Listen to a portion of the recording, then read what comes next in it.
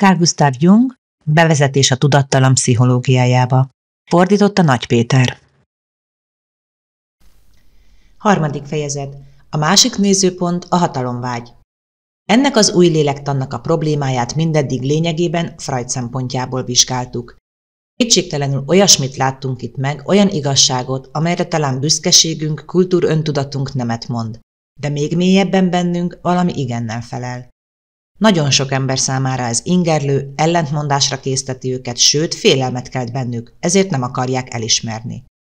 Szörnyű az a gondolat, hogy az embernek árnyoldala is van, amely nem csak apró gyöngeségekből és szépséghibákból áll, hanem valósággal démoni dinamikájú. Az egyes ember ritkán tud erről, mert neki, mint egyénnek, hihetetlennek tűnik, hogy valahol vagy valamiképp kénytelen túllépni saját határait. De ha ez az ártatlan lény tömeget alkot, alkalmasint őrjöngő szörnyeteggé torzul, minden egyet csak a monstrum testének apró sejtje lesz, és mint ilyen, akarva nem akarva, nem tehet mást, ki kell elégítenie a bestia vérszomját, sőt minden erejével táplálnia kell azt. Az emberi lélek árnyoldalának ezt a lehetőségét csak homályosan sejtjük, s e sejtelem miatt nem akarunk róla tudomást venni. Vakon küzdünk az eredendő bűn gyógyító dogmája ellen, amely pedig oly hihetetlenül igaz. Sőt, az ember még önmagának is vonakodik bevallani a konfliktust, bár kínosan tapasztalja jelenlétét. Érthető módon az a pszichológiai irányzat, még ha bizonyos tekintetben egyoldalúan eltúlzott is, amely az ember árnyoldalát helyezi előtérbe, rossz fogadtatásra talál, sőt, rémületet kelt, hiszen arra kényszerít bennünket, hogy szembenézzünk-e probléma feneketlen mélyével. Egy sötét sejtelem azt mondja, hogy a negatív oldal nélkül nem vagyunk egészek. Testünk van, amely, mint a testek általában, elkerülhetetlenül árnyékot vet, s ha megtagadjuk e testet, nem vagyunk többé háromdimenziósak, hanem lapos és élettelen lények. E test azonban állat, s állati lelke van, azaz az ösztönnek feltétlenül alávetett, élő rendszer. Az árnyékoldal hozzánk tartozó voltának felismerése azt jelenti, hogy igent mondunk az ösztönnek, és ezzel magunkra vállaljuk azt a hatalmas dinamikát, amely a háttérből fenyeget.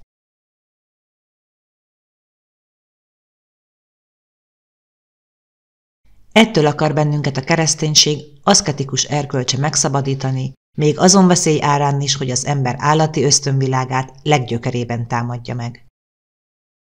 Világos-e előttünk, mit jelent igent mondani az ösztönre? Nietzsche igen komolyan akarta és tanította ezt. Igen ritka szenvedéllyel áldozta fel magát, egész életét az Übermensch eszméjének oltárán, annak az embernek a gondolatáért, aki ösztöneire hallgatva túljut önmagán is. S hogy fejezte be életét? Úgy, ahogy Nietzsche maga jósolt a Zaratusztrájában. A kötéltáncos halálos intőbukása lett a sorsa, azé az emberé, aki nem bírta ki, hogy átugorják. A haldoklóhoz így szólt Zaratusztra: a lelked hamarabb halott lesz, mint a tested. S a törpe azt mondja később Zaratusztrának: ó Zaratusztra, bölcsesség köve, magasra dobtad magad, de minden feldobott kőnek le kell esnie. Magad mondtad ki megköveztetésed ítéletét. Ó Zaratusztra, messze dobtad el a követ, de rád fog visszahullani.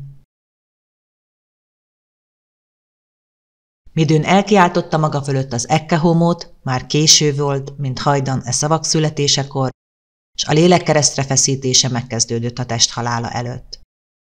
Annak az életét, aki így tanított igent mondani az életre, kritikailag kell szemügyre vennünk, hogy e tan hatását kutathassuk. Ha életét e szempontból vizsgáljuk, azt kell mondani, Nietzsche az ösztönön túlélt, a heroizmus magaslati légkörében, s e magaslatot csak a leggondosabb diétával, kiválasztott klímával, nevezetesen igen sok altató révén tudta csak elérni és megtartani, míg végül is az agy megpattant az erőfeszítésben. Életigellésről beszélt, s a saját élete az élet tagadása volt. Túlzottan undorodott az embertől, különösképpen az ösztöneinek élő emberállattól. Végül is nem bírta lenyelni álmai kísértő varangyos békáját. A zaratusztrai oroszlán ordítása minden az együttélés után kiáltó, magasabb rendű embert visszakergetett a tudattalan barlangjába. Ezért nem győzhet meg bennünket az ő élete a tanításáról. Mivel a magasabb rendű ember is szeretne aludni altató nélkül, Szeretne életképes lenni Naumburgban és Bázelben is, a köd és árnyék ellenére is, nőt kíván és utódokat, érvényesülést és tekintélyt az emberi nyájban, számtalan köznapi szokást, akár a nyáspolgárit is. Ez az ösztön, az állati életösztön nem éltette Nietzsét. Beteges egyéniség volt, de ez nem ártott sem nagyságának, sem jelentőségének. De hát mi éltette, ha nem az ösztön? Valóban szemére vethetjük-e Nietzsének, hogy ösztöneit a gyakorlatban megtagadta? Ebbe ő aligha egyeznék bele, sőt bebizonyítaná minden különösebb nehézség nélkül, hogy ösztöneit a legmagasabb fokon élte. Azonban hogy lehet azt, kérdezzük elámultan, hogy az emberi ösztönvilág őt éppen az emberkerülésbe, a teljes elmagányosodásba, a tömegen túli, undorától védett világba vezette?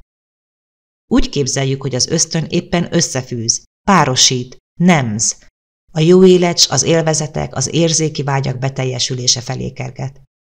Azt azonban egészen elfelejtjük, hogy ez az ösztönöknek csak egyik lehetséges iránya.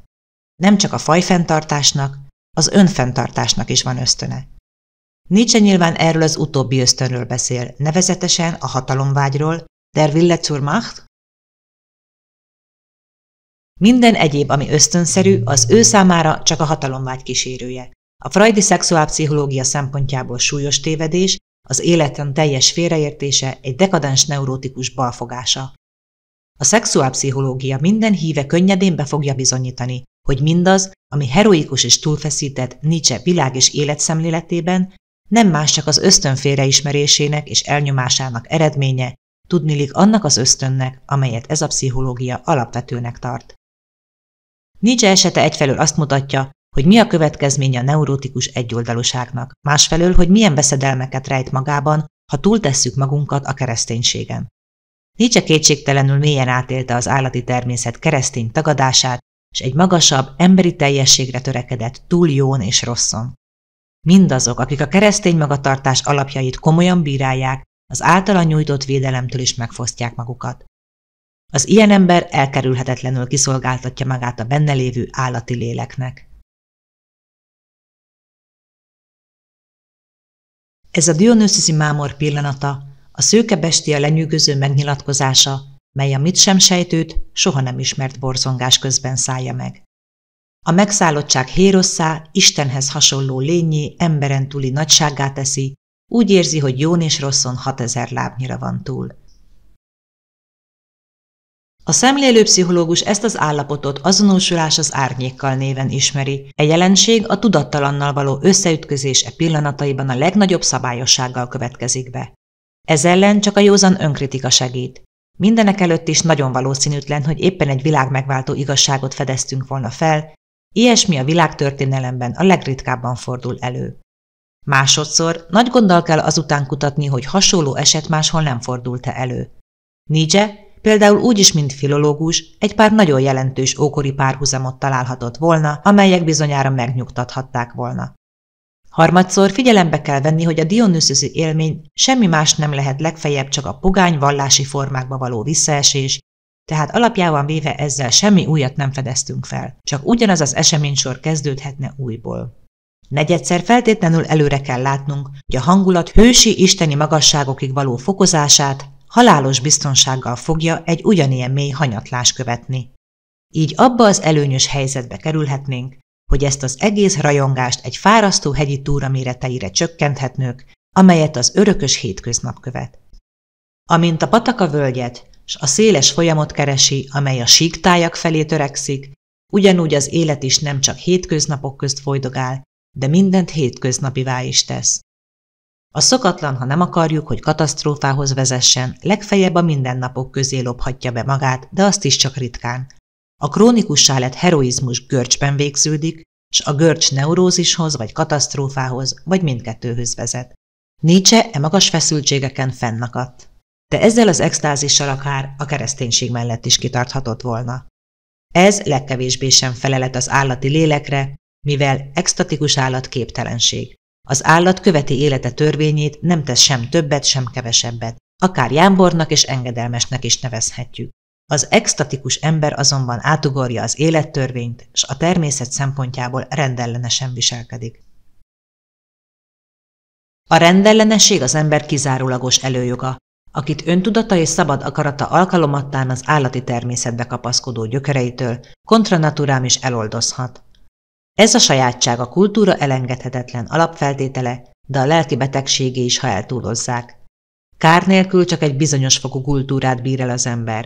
A kultúra és természet vég nélküli dilemmája alapjában a túl sok és a túl kevés kérdése, nem pedig vagylagos feltétel. Nietzsche esete a következő kérdés elé állít bennünket. Vajon az, ami a tudat s árnyékoldal összeütközése folytán megnyilvánult előtte, nevezetesen a hatalomra való törekvés felfogható-e másodlagos, elnyomásos jelenségként?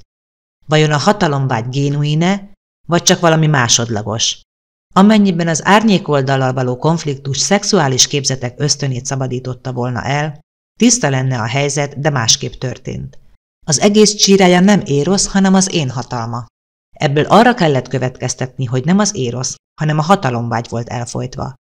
Véleményem szerint nincs tehát semmi alapunk azt feltételezni, hogy az érosz génuin lenne, a hatalomvágy azonban nem.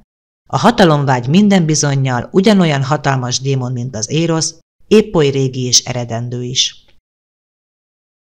Nem fogadható tehát el, hogy egy olyan életet, mint Nietzséé volt, aki ritka következetességgel élte át a természete alapján képező hatalmi ösztönt egészen a tragikus végig, csalókalátszatnak nyilvánítjuk ki, ezzel ugyanabba az igazságtalanságba esnénk, mint Nietzsche, aki ellenlábasáról, Wagnerről így nyilatkozott. Minden hamis benne, ami őszinte, azt elrejti vagy elleplezi. Komédiás a szó teljes jó és rossz értelmében. Honnan ez az előítélet? Wagner éppen annak az alapösztönnek a képviselője, amely Nietzsche figyelmét elkerülte, s amely Freud pszichológiájára épült. Ha Freudnál azután kutattunk, hogy egy másik ösztönt, a hatalomvágyat ismerje, akkor ezt az én ösztön neve alatt találjuk, de pszichológiájában az én ösztön csak tengődik a szexuális momentum bő, túlságosan is bő kifejtése mellett. Valójában azonban az emberi természet elkeseredett és végnélküli harc színhelye az én elv és az ösztönelv között, az én csupa korlát, míg az ösztön határtalan, s mindkét principium egyenlő erejű. Bizonyos szempontból boldognak mondhatja magát az ember, hogy csak az egyik ösztönről tud, és okosabb is óvakodni a másik megismerésétől. Ha a másik ösztönt is megismeri, már veszve van, a fauszti konfliktus bűvkörébe lépett. Goethe a Faust első részében megmutatta, mit jelent az ösztön igenlése, a második részben pedig, hogy mit jelent az én és borzongató tudattalan világának elfogadása. Mindaz, ami jelentéktelen, kicsinyes és gyáva bennünk, visszahúzódik, elmenekül ezelől, és erre van egy kiváló eszköz, ilyenkor ugyanis felfedezzük, hogy az a más bennünk tulajdonképpen egy másik ember, aki mindazt, ami félelmetes és elítélendő bennünk gondolja, teszi, érzi és kívánja. Ezzel a szörny a kezünk közé került, s elégedetten indíthatjuk meg ellene a harcot. Ebből keletkeznek aztán azok az idült allergiák, amelyeknek néhány mintapéldányát megőrizte számunkra az erkölcs történet. Különösen átlátszó példa a már említett Nietzsche kontra Wagner, kontra Paulus, stb. Eset. A mindennapi életben nyüzsögnek az ilyen példák. E mély értelmű eszköz révén menekszik meg az ember a fauszti katasztrófa elől, amihez sem bátorsága, sem ereje nincsen. Aki egész ember, az azonban tudja, hogy legelkeseredettebb ellensége, vagy azoknak egész csoportja sem fér fel azzal a leggonoszabb ellenféllel, azzal a másikkal, aki Keblében lakik. Nietzsében egy Wagner lakozott, azért irigyelte tőle Parsifált, de ami még rosszabb, benne, Saulusban Paulus is lakozott. Ezért viselte Nietzsche a szellem stigmáját, át kellett élnie Saulusként a keresztrefeszítést, amidőn az a másik elültette benne az ecce homót. Ki törte össze a kereszt előtt? Wagner vagy Nietzsche? A sors úgy akarta, hogy éppen Freud egyik első tanítványa Alfred Adler alapozott meg egy olyan nézetet a neurózis lényegéről, amely kizárólagosan a hatalom principiumára épült. Nem kevéssé érdekes, sőt különösképpen izgató látni, hogy ugyanazok a dolgok ellentétes megvilágításban tökéletesen különbözők. Hogy az alapvető ellentétet mindjárt előlegezzem, ki kell jelentenem, hogy mindaz, ami Freudnál előzetes tények, szigorú kauzalitás következménye, Adlernál a végcél által meghatározott elrendezés, arrangement. Vegyünk egy egyszerű példát. Egy fiatal asszonyt beteges félelmek kezdenek gyötörni. Éjszakánként velőt rázó sikollyal ébred holmi lidércnyomásos álomból, nem tud utána megnyugodni, férjébe kapaszkodik, könyörög, hogy ne hagyja el soha, újra meg újra szeretné hallani, hogy tényleg szereti őt, stb. Lassanként ebből ideges aszma fejlődik, amely rohamokban nappal is fellép. A freudi iskola ebben az esetben rögtön a korkép belső okozati összefüggése után kutat, mit tartalmaztak az első lidércnyomásos álmok. Vad bikák, oroszlánok, tigrisek, gonosz férfiak estek neki, mi jut erről eszébe a betegnek? Egy olyan eset, amely még leánykorában történt vele, nevezetesen a hegyek között volt egy üdülőhelyen. Sokat teniszeztek, s amint ez szokás, a játékosok összeismerkedtek. Volt ott egy fiatal olasz is, aki különösen jól játszott, s esténként ügyesen gitározott. Ártatlan flört fejlődött ebből, s egy holdfényes estén sétálni mentek. Ez alkalommal váratlanul kitört az olasz temperamentum, s a mit sem sejtő leány legnagyobb rémületére. Eközben a fiú úgy nézett rá olyan tekintettel, amelyet a lány sosem tudott elfelejteni. E tekintet üldözi őt még ma is álmaiban, még az őt kergető vadállatok tekintete is olyan.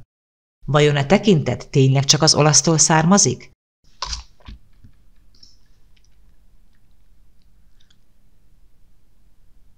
Erről egy másik reminiscencia tájékoztat bennünket, a páciens kb. 14 éves korában vesztette el atyját egy szerencsétlenség következtében. Atyja nagyvilági ember volt és sokat utazott. Kevéssel halál előtt magával vitte egyszer leányát Párizsba, ahol többek között a Folies Bergère-t is meglátogatták. Itt olyasmi történt, ami a leányban feldolgozhatatlan benyomást hagyott. Miközben kimentek a színházból, egy kifestett nőszemély hallatlanul orcátlan módon közeledett hirtelen atyjához. A lány ijedten pillantott az apjára, hogy vajon mit tesz, s ekkor ugyanazt a tekintetet látta, ugyanazt az állati tűzéget atya szemében. E megmagyarázhatatlan valami éjjel-nappal üldözte akkoriban. Atyához való viszonya e pillanattól megváltozott. Hol ingerlékeny volt, mérges és szeszélyes, hol túlzott szeretet tört ki rajta, majd ok nélkül sírőgörcsöt kapott, s egy időn keresztül, de csak ha atya otthon volt, az asztalnál cigányútra ment a falat, minek folytán fuldoklási rohamokat kapott, s amelyeket egy-két napos teljes rekedtség követett. Ami időn atya hirtelen haláláról hírt kapott, határtalan fájdalom lett úrrá rajta, ami hisztérikus, nevető görcsben csúcsosodott ki. Aztán rövidesen megnyugodott állapota gyorsan javult, s a neurotikus szimptomák szinte teljesen eltűntek. A múltra lassanként a feledés fátyla borult. Csak az olasz fiatalemberrel kapcsolatos kaland kavart fel benne olyasmit, amitől ő maga is megrémült. Ekkor gyorsan szakított a fiatalemberrel. Pár év múlva férjhez ment. A jelenlegi neurózis csak a második gyermek után kezdődött, abban a pillanatban, amikor felfedezte, hogy férje egy másik nő iránt kezd érdeklődni. Ebben az esetben sok minden kérdéses. Például mi az anya szerepe? Az anyáról meg kell mondanunk, hogy igen ideges volt, s minden lehetséges szanatóriumot és gyógymódot kipróbált. Neki is ideges, aszmatikus és félelmi szimptomái voltak. Amennyire csak a beteg vissza tud emlékezni, a szülei között igen kimért volt a viszony. Anyja nem értette meg atyját. A beteg mindig úgy érezte, hogy ő sokkal jobban megérti. Ezért kedvence is volt apjának, amiből következőleg anyjához nem fűzték belsőséges szálak. Ezek az adatok elégségesek ahhoz, hogy a kortörténet lefolyását áttekinthessük. A mostani szimptomák mögött olyan képzetek állnak, amelyek elsőrendűen az olasszal kapcsolatos élményre utalnak, távolabbról azonban világosan atyjához kapcsolódnak, akinek boldogtalan házassága már korán lehetőséget adott a kislánynak, hogy megszerezze azt a helyet a családban, amelyet eredetileg anyjának kellett volna betöltenie. E hódítás mögött természetesen az a képzet áll, hogy ő az igazán atyjához méltó nő. Az első neurotikus roham akkor jelentkezik, amikor ez a képzet erős sérülést kap, valószínűleg ugyanazt, amelyet anyja kapott, s amely a gyermek előtt nyilvánvalóan ismeretlen volt. E szimptomák könnyen megérthetők, mint a csalódott és megcsúfolt szerelem kifejezései. A fuldoklás azon a torokszorító érzésen alapszik, amely ismert kísérő jelensége olyan erős affektusoknak, amelyeket nem tudunk teljesen lenyelni. Mint ismeretes, a nyelvi metaforák gyakran utalnak hasonló fiziológiai jelenségekre. Midőn atyja meghalt, tudata halálosan megrendült, Árnyéka azonban nevetett, hasonlóképpen Till Eulenspiegelhez, aki szomorú volt, midőn a hegyről lefelé ment, s nevetett, ha a hegyre felkapaszkodott, mert mindig a következő útszakaszra gondolt. Ha atya otthon volt, zavartnak s betegnek érezte magát, ha elment, mindjárt jobban lett, mint az a számtalan férj és feleség, akik még kölcsönösen rejtegetik az édes titkot, hogy nem tartják egymást feltétlenül és minden körülmények között nélkülözhetetlennek. A tudattalan annak idején bizonyos fokig joggal nevetett. Ezt a következő egészséges korszak teljesen bebizonyította. Sikerült neki a megelőző eseményeket a süllyesztőben eltüntetni. Csak az olasszal való kalandja fenyegetett azzal, hogy az alvilágot újra felszínre hívja, de a lány gyors mozdulattal csapta rá az ajtót, és sikerült is egészségesnek maradnia, a neurózis sárkánya csak akkor mászott elő, amikor a feleség és anya szerepének teljességében már minden veszélyen túlérezte magát. A szexuálpszichológia erre azt mondja, a neurózis abban gyökerezik, hogy a beteg végső fokon még ma sem tudott atyáról elszakadni. Ezért idézi fel azt az olasszal kapcsolatos élményt, amelyben a titokteljes valamit felfedezte, ugyanazt az élményt, amely atyával kapcsolatban oly megrázóan hatott rá. Ezek az emlékek természetesen újra megelevenedtek a férfivel való azonos tapasztalattal kapcsolatban, amely a neurózis tulajdonképpen kiváltotta. Azt lehetne mondani, hogy a neurózis alapja és tartalma az atyához fűződő képzeletbeli infantil erotikus kapcsolat és a férje iránti szerelem közötti konfliktus. Ha azonban ugyanezt a kórképet a másik ösztön, nevezetesen a hatalomvágy nézőpontjából szemléljük, egészen másként fest a dolog. Szülei sikertelen házassága kiváló alkalom volt a gyermeki hatalomösztön megnyilatkozása számára. A hatalomvágy ugyanis azt követeli, hogy az én minden körülmények között fölül maradjon, mindegy, hogy egyenes vagy kerülő úton. Az egyéniség integrálását minden esetre meg kell őrizni. A környezetnek akár látszólagos kísérlete is, hogy az alanyt bárcsak a legkisebb mértékben leigázza, férfias tiltakozást männlicher Protest vált ki Adler kifejezése szerint. Az anya csalódása és neurózisba való visszahúzódása kiváló alkalmat nyújtott a leánynak arra, hogy felülkerekedjék, hatalmát kiterjessze. A szeretet és a simolékony viselkedés a hatalmi ösztön szempontjából közismerten kiváló eszközök a cél eléréséhez. Gyakran az erényesség is arra szolgált, hogy a másik elismerését kikényszerítsük.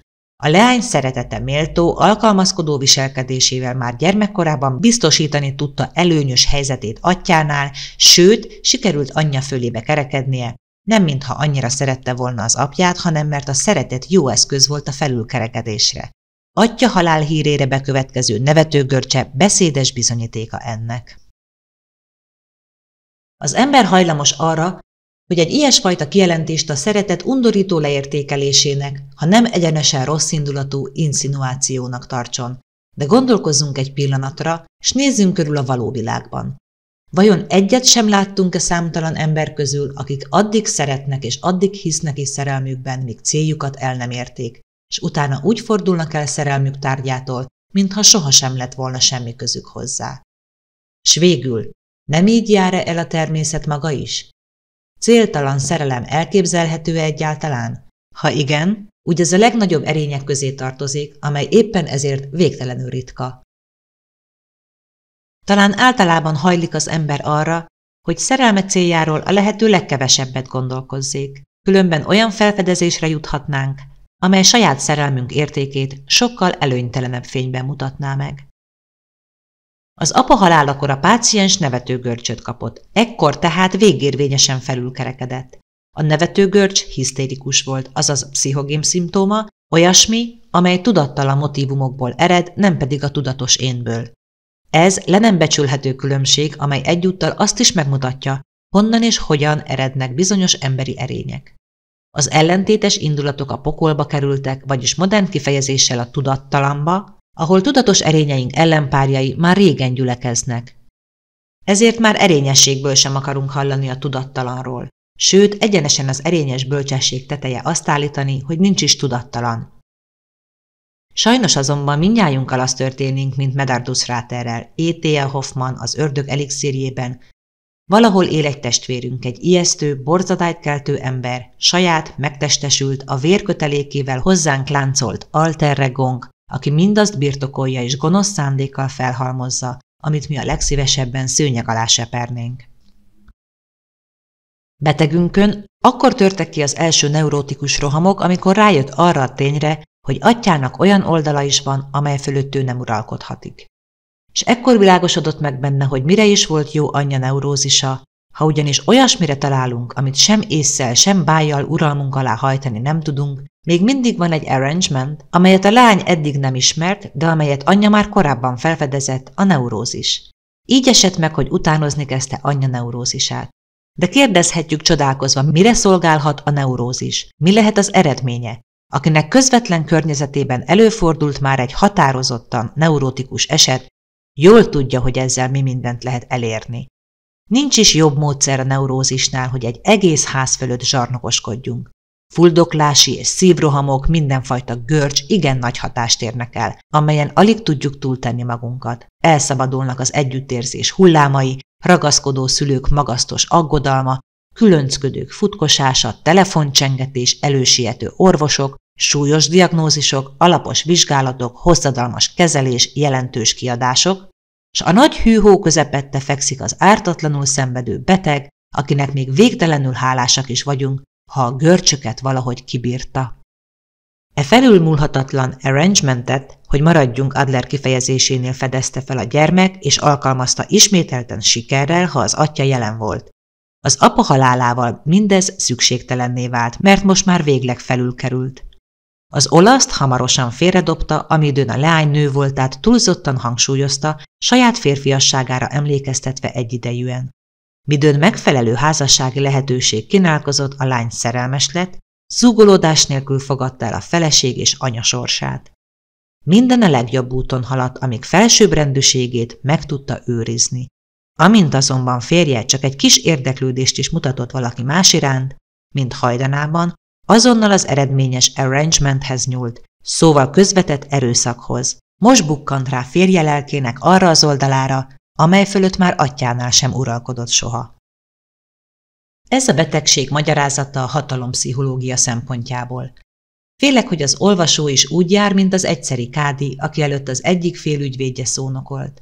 Mikor az befejezte, ezt mondta a kádi. Jól beszéltél, látom, igazad van.